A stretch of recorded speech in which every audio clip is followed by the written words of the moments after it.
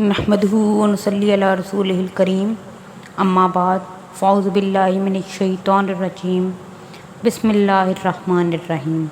آج کا ہمارا موضوع گفتگو ہے موجودہ اخلاقی بحران کا ذمہ دار کون؟ ان اللہ لا یغیر ما بقوم حتی یغیروا ما بانفسہم۔ بے شک اللہ نہیں بدلتا جو کسی قوم میں ہے یہاں تک کہ وہ اسے بدلیں جو ان کے دلوں میں ہے۔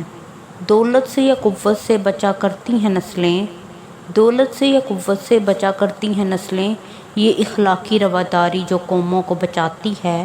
اخوت اور احسار و محبت جن کا شیوا ہو، اخوت اور احسار و محبت جن کا شیوا ہو، اپنی قوموں کو تاریخ اپنے دامن میں سماتی ہے۔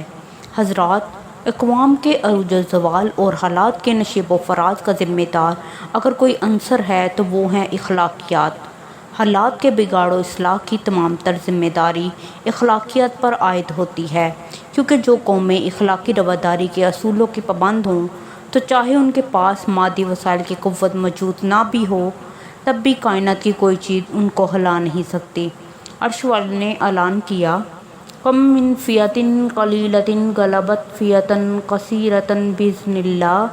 کتنی ہی تھوڑی جماعتیں زیادہ جماعتوں پر اللہ کے حکم سے غالب آ گئیں۔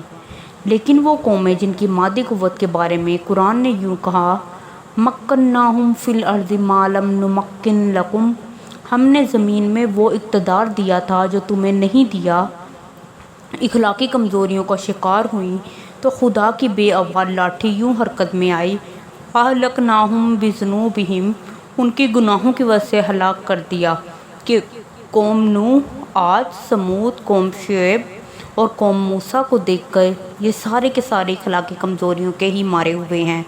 اور اگر مسلمانوں کو عروج حاصل ہوا تو تاریخ شاہد ہے کہ اس کی وجہ مسلمانوں کی تعداد نہ تھی، کیونکہ عرب میں اس وقت مردم شماری کے لحاظ سے مسلمان بمشکل 10% تھے، اور غزوہ خندق کے اختتام پر سرور کائنات نے ارشاد فرمایا کہ آج کے بعد قریش تم پر چڑھائی نہیں کریں گے۔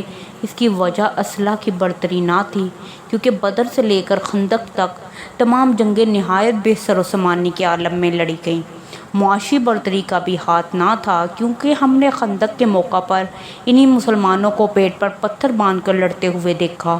ان تمام مادی وسائل کی کمی کے باوجود مسلمانوں نے اتنا عظیم انقلاب برپا کیا کہ چشم فلک نے دیکھا کہ اس وقت کی سپر طاقتیں اسلام کی اطاعت گزاری پہ مجبور ہو گئیں۔ کیوں؟ اس لیے کہ ان کی اخلاقی بنیادیں اتنی مضبوط تھیں کہ کائنات کے امام حضرت محمد صلی اللہ علیہ وآلہ وسلم نے 13 سال تک مکہ میں نہ نماز کی تعلیم دی، نہ روزے کی، نہ زکوٰۃ کی، نہ حج کی، نہ جہاد کی، نہ وہاں فوج، نہ سیاست، نہ حکمرانی۔ تو پھر 13 برس تک مکہ معظمہ میں کیا کیا؟ وہی کیا جس عظیم فریضے کی انجام دہی کے لیے آپ اس کائنات میں جلوہ گر ہوئے۔ جس وقت آپ صلی اللہ علیہ وآلہ وسلم آئے تو معاشرے کی حالت تھی، وَإِن كَانُوا مِن قَبْلُ لَفِي ضَلَالٍ مُّبِينٍ، حالانکہ بلا شبہ وہ اس سے پہلے یقیناً کھلی گمراہی میں تھے۔ تو پھر اس معاشرے میں کون آئے؟ کَانَ خُلُقُهُ القرآن، آپ صلی اللہ علیہ وآلہ وسلم کا اخلاق وہ قرآن مجید ہی تو ہے۔ کس رتبے کے ساتھ آئے؟ مجھے اس لیے بھیجا گیا کہ میں مقام اخلاق کی تکمیل کروں، کلمہ اثر کے ساتھ، کہ میں اس کائنات کو صرف اور صرف اخلاقی کمزوریوں سے پاک کرنے کے لیے آیا ہوں۔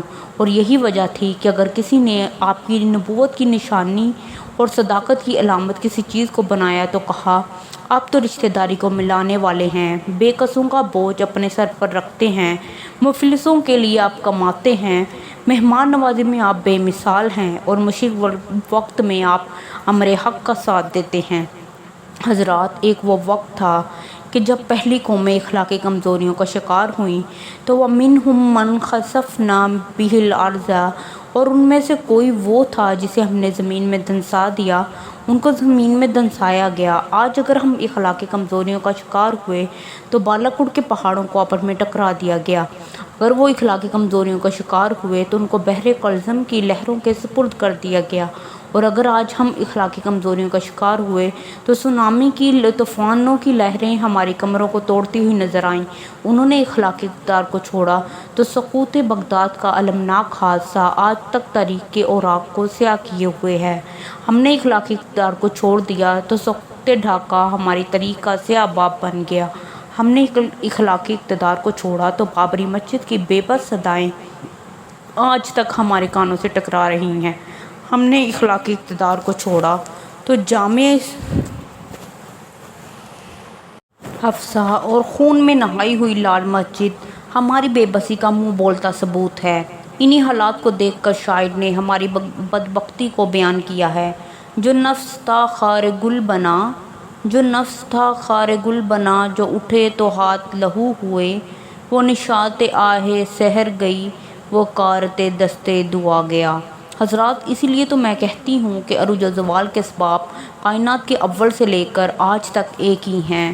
وہ عرش والے کا اٹل قانون ہے، وَلَن تَجِدَ لِسُنَّتِ اللہِ تَبْدِیلًا، اور تو اللہ کے طریقے میں کبھی کوئی تبدیلی نہیں پائے گا۔ اور فرمایا وَلَا تَجِدُ لِسُنَّتِنَا تَحْوِیلًا، اور تو ہمارے طریقے میں کوئی تبدیلی نہیں پائے گا۔ حضرات، اگر تم نے بھی اخلاقی اقتدار کو نہ اپنایا تو تمہاری داستان تک نہ ہوگی داستانوں میں۔ فَسَوْفَ یَأْتِی اللہِ بِقَوْمٍ یُحِبُّہُمْ وَیُحِبُّونَہُ، اللہ عنقریب ایسے لوگ لائے گا کہ وہ ان سے محبت کرے گا اور وہ اس سے محبت کریں گے۔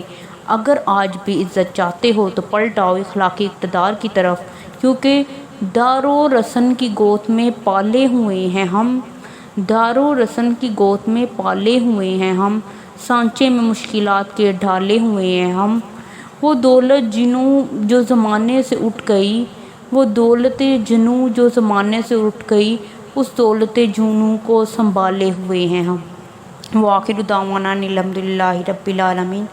مہربانی کر کے اس چینل کو سبسکرائب کریں اور ساتھ لگے بیل آئیکن کو دبائیں، اور باقی بھی تقریریں سننے کے لیے آپ اینڈ اسکرین پر دی گئی پلے لسٹ کو واچ کر سکتے ہیں، اور باقی بھی آپ کارڈز میں موجود بھی کوئی ٹاپک کو آپ سن سکتے ہیں۔